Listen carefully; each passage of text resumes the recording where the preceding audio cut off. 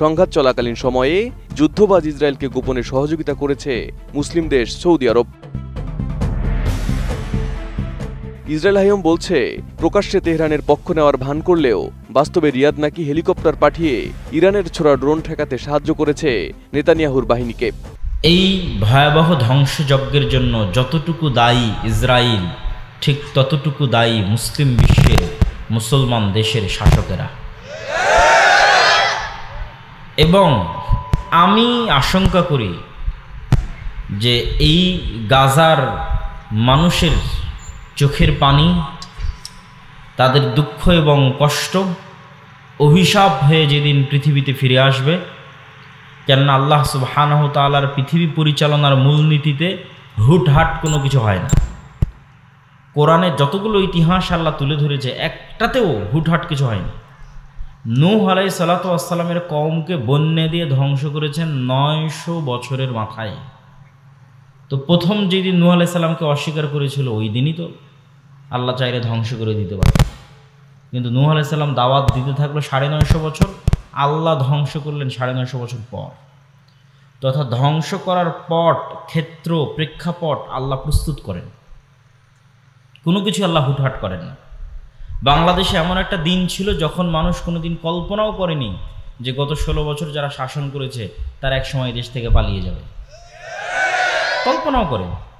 কিন্তু মানুষ হয়তো যারা সরাসরি অত্যাচারের শিকার হয়েছে তারা হয়তো মনে করত যে এইটা হয়তো আর কোনোদিন শেষ হবে না। কিন্তু আল্লাহ সুবহানাহু ওয়া তাআলার পরিকল্পনা ছিল ভিন্ন।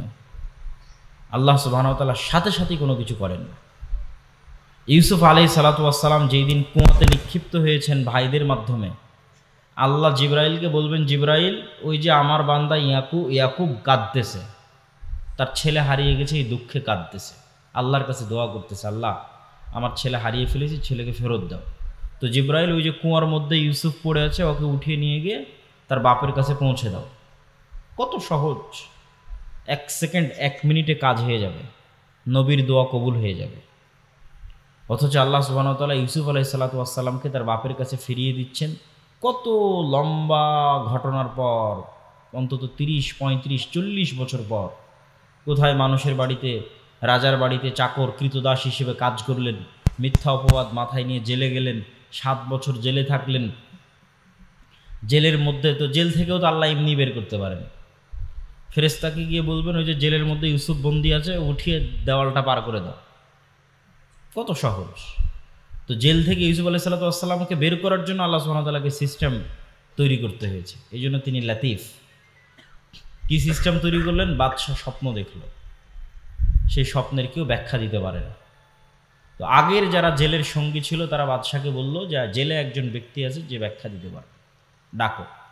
ব্যাখ্যা দেওয়া হলো, ব্যাখ্যা মনোপুত হলো, এবং তিনি নিজে থেকে বললেন যে আমাকে এই দায়িত্ব দিলে দায়িত্ব আমি সঠিকভাবে পালন করতে পারবো, তবে শর্ত হচ্ছে যারা আমার উপর মিথ্যা অপবাদ দিয়েছিল এদেরকে মিথ্যা অপবাদ তুলে নিতে হবে। মিথ্যা অপবাদ তুলে না নিলে আমি জেল থেকে বের হব না এবং কোনো দায়িত্ব পালন করব না। তারপরে তার ভাইদের সাথে তার সাক্ষাৎ হচ্ছে, যখন ভাইয়েরা ওই দুর্ভিক্ষের সময় খাবার নেওয়ার জন্য সেখানে যাচ্ছে। তাহলে প্রত্যেকটা জিনিস এমনভাবে ঘটতেছে যে কেউ বুঝতে পারবে না যে এই এতগুলো জিনিস ঘটানো হচ্ছে, সব শেষে ইউসুফ আলাইহিস সালামকে তার বাপের কাছে ফিরিয়ে দেওয়া হবে। তার পট পরিবর্তন হচ্ছে, প্রেক্ষাপট তৈরি হচ্ছে। তো যেই দিন ইয়াকুব আলাইহিস সালাতু ওয়াস সালাম তার 11 সন্তানকে সহ মিশরে যাচ্ছেন, সেই দিন মিশরে গিয়ে 11 ভাই ইউসুফ আলাইহিস সালাতু ওয়াস সালামকে সিজদা করতেছে। তখন ইউসুফ আলাইহিস সালাতু ওয়াস সালাম তার বাপ ইয়াকুব আলাইহিস সালামকে বলছে, আব্বা, আমি আপনাকে ছোটতে বলেছিলাম ইন্নী রাআইতু আহাদা আশারা কাওকাবা, আমি দেখছি যে 11টা তারকা আমাকে সিজদা করতেছে। ওই যে ছোটবেলায় স্বপ্ন দেখেছিলাম 11টা তারকা আমাকে সিজদা করতেছে, সেই 11টা তারকা আমার 11 ভাই। আজ 40 বছর পর আমার 11 ভাই আমাকে সিজদা করতেছে। একটা স্বপ্ন বাস্তবায়ন হতে সময় লাগলো 40 বছর। তারপরের কোরআনের আয়াত ওই অংশেই, ইন্না রব্বি লাতিফ, আমার প্রতিপালক অনেক সূক্ষ্ম, খুব সূক্ষ্মভাবে আল্লাহ সুবহানাহু ওয়া তাআলা কাজ করে। তো যেটা বলছিলাম যে গাজার শিশুদের কান্না যদি অভিশাপ হিসেবে পৃথিবীতে ফিরে আসে, এবং আসবেই, আজ হোক কাল হোক, আল্লাহ সুবহানাহু ওয়া তাআলা সেই প্রেক্ষাপট কিভাবে তৈরি করবেন আল্লাহ ভালো জানেন। তো সেই দিন শুধু ওই অভিশাপে ইসরায়েল ধ্বংস হবে না, বরং এই গাজার শিশুদেরকে চোখের সামনে মৃত্যুবরণ করতে দেখেও যে মুসলিম শাসকরা পদক্ষেপ নেয়নি, তাদের রাজত্ব ধ্বংস হয়ে যাবে। সম্মানিত উপস্থিতি, মুসলমানদের প্রতি আমাদের যে হক, দায়িত্বের জায়গা, এই দায়িত্ব যদি আমরা পালন না করি তাহলে সেটার জবাবদিহিতা আমাদের করতে হবে। এটা হলো 1 নাম্বার শিক্ষা, যে আমাদেরকে আমাদের দায়িত্বের জায়গা থেকে সাধ্য অনুযায়ী সর্বোচ্চ পর্যায়ে তাদের জন্য চেষ্টা করা, তাদের পাশে দাঁড়ানো, তাদেরকে বাঁচানোর চেষ্টা করা, এটা আমাদের দায়িত্ব। আপনি যত বেশি আপনার অপর মুসলিম ভাইকে বাঁচাতে সক্ষম হবেন তত বেশি নিজে বাঁচবেন।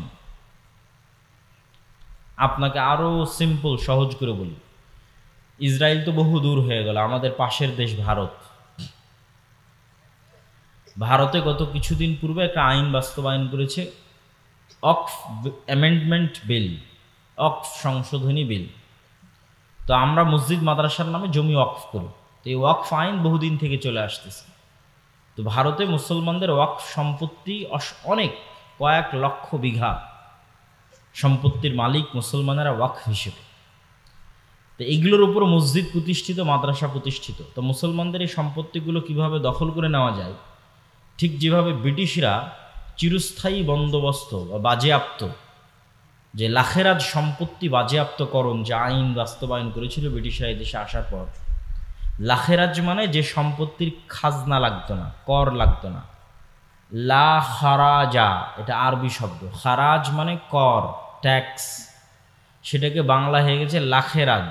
লাখেরাজ সম্পত্তি বাজেয়াপ্তকরণ। তো ওয়াকফকৃত সম্পত্তির কোনো ট্যাক্স, কর দিতে হতো না মোগল শাসন আমলে। তো সেগুলো সব মসজিদ মাদ্রাসার নামে ওয়াকফ ছিল। পুরো ভারত, পাকিস্তান, বাংলাদেশের 5 ভাগের 1 ভাগ সম্পত্তি মসজিদ মাদ্রাসার নামে ওয়াকফ ছিল মোগল শাসন আমলে। এখন কিন্তু আর ওগুলো একটাও পাবেন না। এখন যত মাদ্রাসায় দেখেন সব 100, 150, 200, মসজিদ দেখেন 100, 150, 200। 2-1টা খুব পুরাতন মসজিদ 500 বছরের পাওয়া যেতে পারে, কেননা সব সম্পত্তি ব্রিটিশরা বাজেয়াপ্ত করে সরকারি কোষাগারে দিয়ে দিয়েছিল এবং জমিদারদের মধ্যে বন্টন করে দিয়েছিল। ফলত সব মসজিদ মাদ্রাসা একদিনে সম্পত্তিবিহীন হয়ে গেছিল। ঠিক একইভাবে আজকের ভারত সরকার মুসলমানদের এই গত 150-200 বছরে যে সম্পত্তিগুলো তারা ওয়াকফ করেছে, মোগল শাসন আমলে যেগুলো করেছিল সেগুলো তো ব্রিটিশরা খেয়ে নিয়েছে।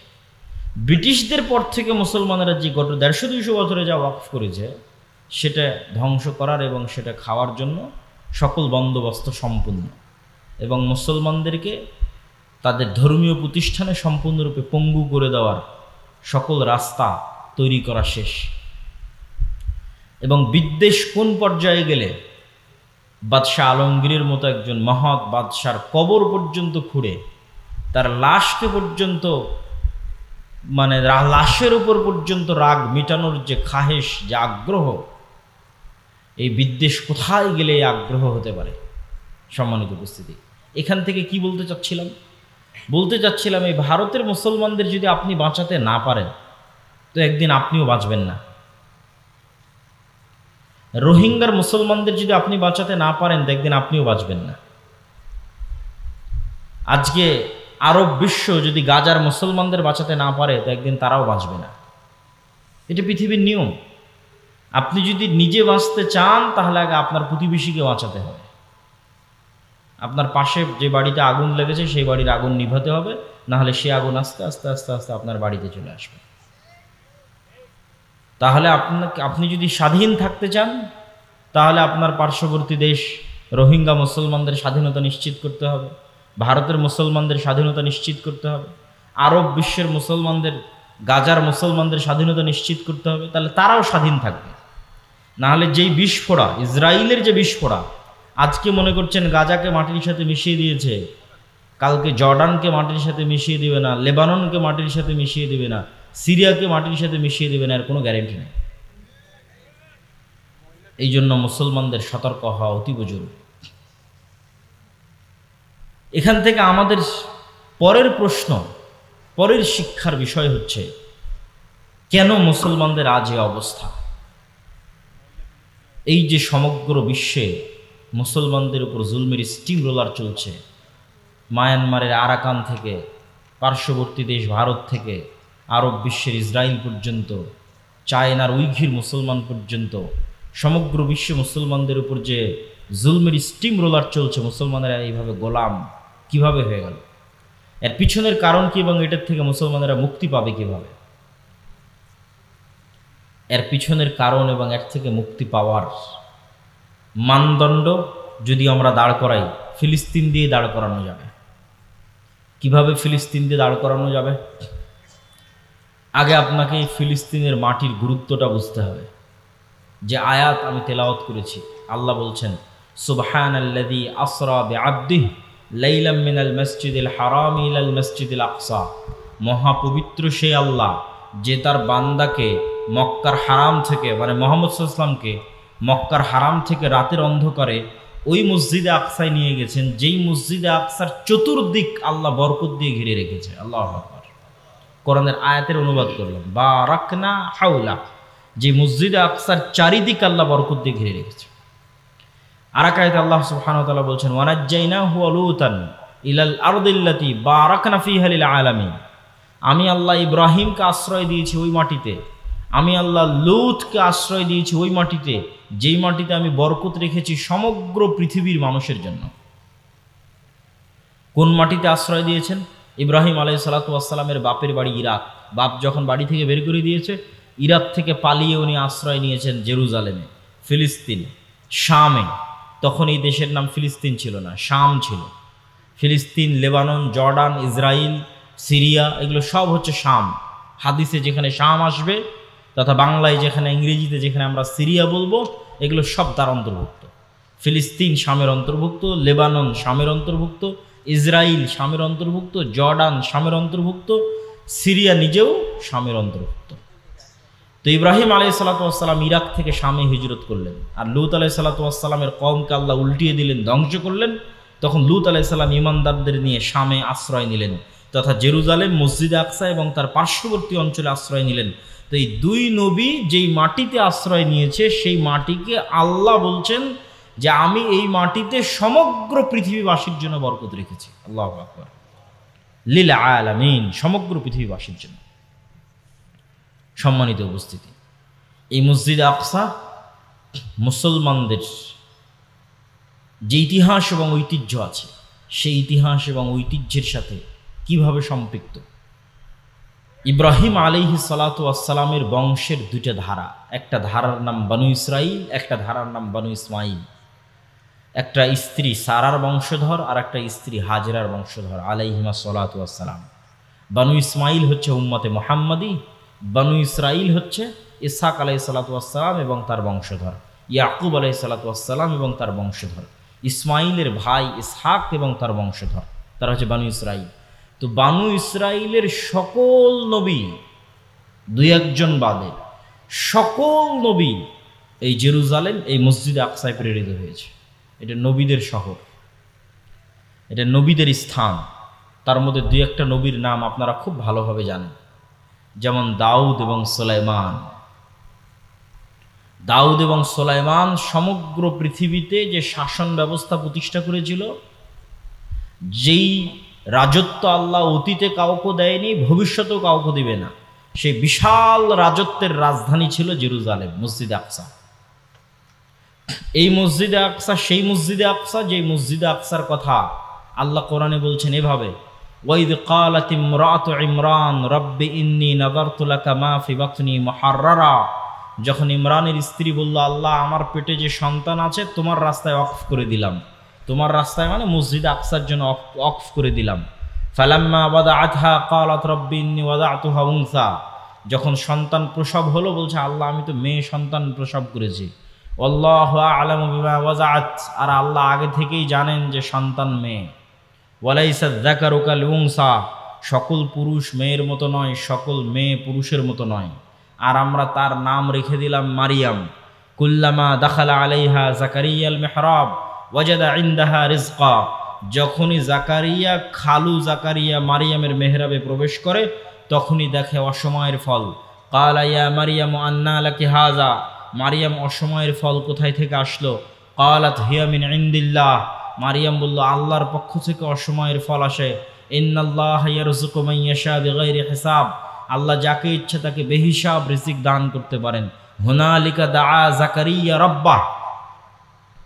জাকারিয়া যখন দেখলো আল্লাহ ইমরানকে এত সৎ একজন পরহেজগার আল্লাহওয়ালা কন্যা সন্তান দান করেছে, যার কাছে আল্লাহ আসমান থেকে খাবার পাঠায়, তা আমি তো জাকারিয়া বৃদ্ধ হয়ে গেলাম, আমার তো এরকম একটা সন্তান হলো না। হুনালিকা দাআ জাকারিয়া রাব্বাহ। তখন জাকারিয়া ওখানেই সালাতে দাঁড়িয়ে গিয়ে আল্লাহর কাছে দোয়া করতে লাগলেন, আল্লাহ আমাকে একটা সৎ সন্তান দাও। বৃদ্ধ হয়ে গেছি, আমার স্ত্রী বন্ধ্যায়, চুল দাড়ি পেকে গেছে, কিন্তু সন্তান চাই, মারিয়ামের মতো। তো এই মারিয়াম যেই মসজিদের খেদমত করছে, সেই মসজিদের নাম কি? মসজিদ আকসা। এই যে পুরো ঘটনা বলতেছে আল্লাহ নিজে কোরআনে বলতেছে, সূরা মারিয়ামের নামে আলাদা সূরা আছে, এগুলো সব মসজিদ আকসায় ঘটতেছে। তারপরে মারিয়াম আলাইহিস সালাতু ওয়াস সালামের পেটেও যখন সন্তান আসলো, তিনি যখন নির্জন এলাকায় চলে গেলেন এবং সন্তান কোলে করে নিয়ে যখন গ্রামে ফিরে আসলেন সন্তান প্রসবের পর, তখন গ্রামের মানুষ বলতে লাগলো, মা কানা আবুকে ইমরা সাউইন ওয়া মা কানাত উম্মুকে বাগিয়া। তোমার বাপ তো খারাপ মানুষ ছিল না, তোমার মা তো ব্যভিচারী ছিল না, তাহলে তুমি এই সন্তান কোথায় থেকে নিয়ে এসেছো? ফা আশারাত ইলাইহি। মারিয়াম কোলের দিকে ইশারা করে বলল, আল্লাহ বলে দিয়েছে তুমি মুখ খুলবা না, বরং হাত দিয়ে বাচ্চার দিকে ইশারা করবা। তো কোলের বাচ্চার দিকে মারিয়াম আলাইহিস সালাতু ওয়াস সালাম ইশারা করলেন। তখন তারা বলছে, কাইফা নাতাকাল্লামু মান কানা ফিল মাহদি সাবিয়্যা। এই বাচ্চার সাথে কিভাবে কথা বলবো যে এখন মায়ের কোলে দুধ পান করে? তখন ঈসা আলাইহিস সালাতু ওয়াস সালাম মায়ের কোল থেকে বলে উঠছেন, ইন্নী আব্দুল্লাহ আতানিয়াল কিতাবা ওয়া জাআলানি নাবিয়্যা। আমি আল্লাহর বান্দা, আল্লাহ আমাকে কিতাব দিয়েছে, আল্লাহ আমাকে নবী করে পাঠিয়েছে। ওয়া আওসানি বিস সালাতি ওয়াজ যাকাতি মা দুমতু হাইয়্যা। আর আল্লাহ আমাকে আদেশ দিয়েছে যতদিন পৃথিবীতে বেঁচে থাকবো ততদিন যেন সালাত আর যাকাত আদায় করি। আল্লাহু আকবার। ছোট্ট বাচ্চা মায়ের কোলে কথা বলতেছে, কিন্তু প্রথম কথার মধ্যেই আছে যে আল্লাহ আমাকে আদেশ দিয়েছে মরা পর্যন্ত কোন দুটো জিনিস আদায় করতে? সালাত এবং যাকাত। এটা কিন্তু মুহাম্মদ সাল্লাল্লাহু আলাইহি ওয়াসাল্লামের কথা বলছে, ঈসা আলাইহিস সালামের কথা বলছে। যখন তিনি মায়ের কোলে যেদিন প্রথম কথা বলেন, সেই দিনই তিনি বলছেন আল্লাহ আমাকে আদেশ দিয়েছে সালাত আর যাকাত আদায় করতে। তাহলে সালাত যাকাত মুহাম্মদ সাল্লাল্লাহু আলাইহি ওয়াসাল্লামের নিয়ে আসা বিধান নয়, আগের থেকে সব নবীর উপর সালাত যাকাত ফরজ ছিল, সব নবীর উপর। তো এই ঘটনা কেন বললাম? তাহলে ঈসা আলাইহিস সালামের জন্মস্থান কোথায় হলো? জেরুজালেম, আজকের ফিলিস্তিন, আজকের যেই মসজিদ আকসা এবং তার পার্শ্ববর্তী অঞ্চল, সেটা হচ্ছে ঈসা আলাইহিস সালামের জন্মস্থান। এটা কেন বললাম ঈসা আলাইহিস সালামের জন্মস্থান এবং দাউদ সুলাইমানের রাজত্বের কেন্দ্র? ঈসা আলাইহিস সালামের জন্মস্থান বলার পিছনে কারণ হচ্ছে আজকের বিশ্বের যেই ধর্মের অনুসারী সবচেয়ে বেশি, নাম কাওয়াস্তে কাগজে কলমে, বাস্তবে নয়, প্র্যাকটিক্যাল নয়। প্র্যাকটিক্যাল একটা খ্রিস্টান খুঁজে পাওয়া কঠিন। কেন খুঁজে পাওয়া কঠিন? ঈসা আলাইহিস সালাম নিজে বলতেছে প্রথম বাক্য, ইন্নী আব্দুল্লাহ, আমি আল্লাহর বান্দা। আর খ্রিস্টানরা বলতেছে আল্লাহর ছেলে, নাউজুবিল্লাহ। উনি মুখ দিয়ে প্রথম যে বাক্য উচ্চারণ করছেন, কোরআন বলছে ওনার মুখ দিয়ে উচ্চারিত প্রথম বাক্য হচ্ছে ইন্নী আব্দুল্লাহ, আমি আল্লাহর বান্দা। আর খ্রিস্টানরা বলতেছে তিনি নাকি আল্লাহর ছেলে। তাহলে তো এরা প্র্যাকটিক্যাল খ্রিস্টান হলো না? কাগজে কলমে নাম কাওয়াস্তে বর্তমান পৃথিবীতে খ্রিস্টান ধর্মের অনুসারী সবচেয়ে বেশি, মুসলমানদের চেয়ে বেশি। তাহলে এই যে পুরো খ্রিস্টান বিশ্বের যিনি নবী, তথা ইউরোপ এবং আমেরিকার মানুষেরা যাকে নবী হিসেবে মানে, তার জন্মস্থান হচ্ছে ফিলিস্তিন, জেরুজালেম। এই জন্য এখানে আরও একটা মজার জিনিস আছে। ইউরোপ আর আমেরিকার গর্ব হচ্ছে গায়ের রং, চামড়া সাদা, এবং এটাকে ভিত্তি করে তাদের দেশে রেসিজম চলে। আগে প্রচুর চলতো, এখন বাহ্যিকভাবে কমে গেছে, অন্তরে আছে। এটার কারণে আজ থেকে 70-80 বছর আগে কালো নিগ্রো আফ্রিকানদেরকে তারা গোলাম হিসেবে খাটাতো। কেন? এদেরকে তারা মানুষই মনে করতো না, just only for colour, skin colour, গায়ের চামড়ার রঙের কারণে। এবং এশিয়ানদেরকে, সেমেটিকদেরকে, যারা মেটে শ্যামা অথবা শ্যামা সাদা, মেটে সাদা, তাদেরকেও তারা নিম্ন হিসেবে তুলনা করে। কিন্তু ইউরোপিয়ান আর আমেরিকানরা এটাও ভুলে গেল যে তারা যাকে নবী হিসেবে মানতেছে তার গায়ের রং তাদের মতো নয়। ঈসা আলাইহিস সালামের জন্ম কোথায় হচ্ছে? ঈসা আলাইহিস সালামের জন্ম হচ্ছে জেরুজালেমে। ঈসা আলাইহিস সালাম সন্তান কার? ইব্রাহিমের। তাহলে ঈসা আলাইহিস সালাম এশিয়ান, সেমেটিক, অ্যারাবিয়ান। মুহাম্মদ সাল্লাল্লাহু আলাইহি ওয়াসাল্লামের গায়ের রং যা, আমার আপনার গায়ের রং যেমন, যদি কারো গায়ের রং মেটে উজ্জ্বল বর্ণের সাদা হয়, শ্যামা সাদা হয়, ধবধবে হলদে সাদা যে ইউরোপিয়ান আমেরিকান, সে গায়ের চামড়া ঈসা আলাইহিস সালামের ছিল না। তাহলে তাদের যে গায়ের চামড়াকে ভিত্তি করে যে অহংকার, সেটার কোনো ভিত্তি থাকে না। এবং এখানে আরও একটা জিনিস শিখার আছে, আজকের ইসরায়েলে সবাই মাইগ্রেট করে এসেছে আমেরিকা এবং ইউরোপ থেকে, সবার গায়ের চামড়া ধবধবে সাদা। তো সে কেমনে ইব্রাহিম আলাইহিসসালামের সন্তান হয়? ইব্রাহিম আলাইহিসসালামের সন্তান হলে তো গায়ের চামড়া সেই রঙের, সেই কালারের ঠিক থাকতে হবে।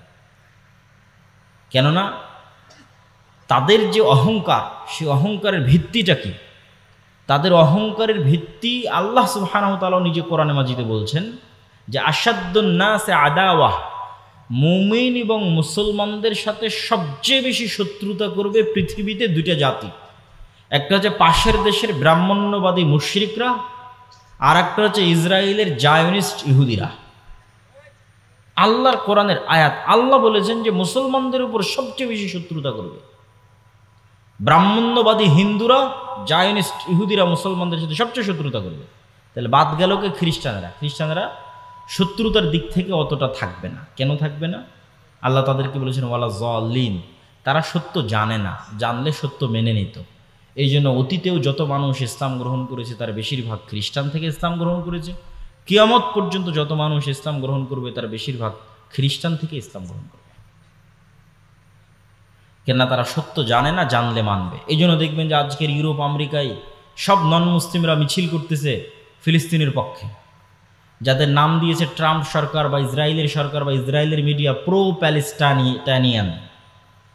যে প্রো প্যালেস্টাইনিয়ান যে প্রোটেস্ট হচ্ছে তথা প্যালেস্টাইনকে সাপোর্ট করে যে প্রোটেস্টটা হচ্ছে, 90% সব নন মুসলিম এবং খ্রিস্টান।